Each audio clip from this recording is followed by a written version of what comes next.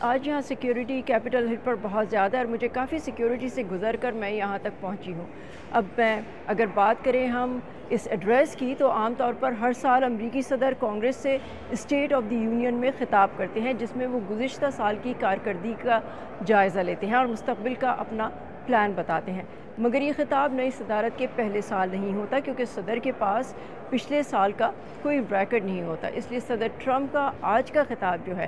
وہ Washington D C time کے مطابق جو رات 9 بجے ہوگا، ٹیکنیکلی یہ ایک جوائنٹ ایڈریس کہلائے گا جس میں صدر اپنی پالیسیز اور ترجیحات کا اعلان کریں گے۔ یہ خطاب امریکی ایوان نمائندگان کے چیمبر میں ہوگا جہاں senators, members of Congress, supreme court کے ججز اور صدر کی اپنی کیبنٹ کے ممبرز موجود ہوں گے۔ ہاں، مگر صدر کی کیبنٹ کا ایک ممبر ہمیشہ غیر حاضر ہوتا ہے جسے ڈیزگنیٹڈ سروائیور کہتے ہیں، تاکہ کوئی ہنگامی صورتحال پیش آئے تو وہ صدارتی ذمہ داریاں سنبھال سکے۔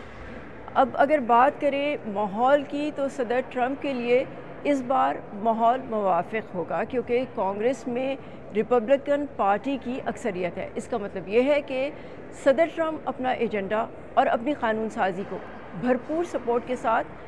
کانگریس میں پیش کر سکیں گے۔ صدر کے اس خطاب میں جن ایشوز کا ذکر متوقع ہے ان میں روس یوکرین کی جنگ، گورنمنٹ کی گورننس بہتر کرنے کے لیے ایلان مسک کے تحت ڈوج کی کوششیں، امیگریشن اور ٹیرفز وہ ایشوز ہیں جن پر ماہرین کہہ رہے ہیں کہ بات ہوگی۔ روایت یہ ہے کہ صدر کے خطاب کے بعد اپوزیشن پارٹی اپنا رد عمل دیتی ہے، تو اس بار ڈیموکریٹک سینیٹر الیسا سلاٹکن صدر ٹرمپ کے خطاب کا جواب دیں گی۔ جہاں اس خطاب میں کچھ مہمان صدر نے مدعو کر رکھے ہیں تو اپوزیشن بھی کچھ اپنے گیسٹ لا رہی ہے۔ وائٹ ہاؤس کے مطابق فرسٹ لیڈی نے عام امریکیوں کو مدعو کیا ہے اور روایت بھی ہے اور توقع بھی کہ صدر کی فیملی اور فرسٹ لیڈی بھی گیلری میں صدر ٹرمپ کو سپورٹ کرنے کے لیے موجود ہوں گے۔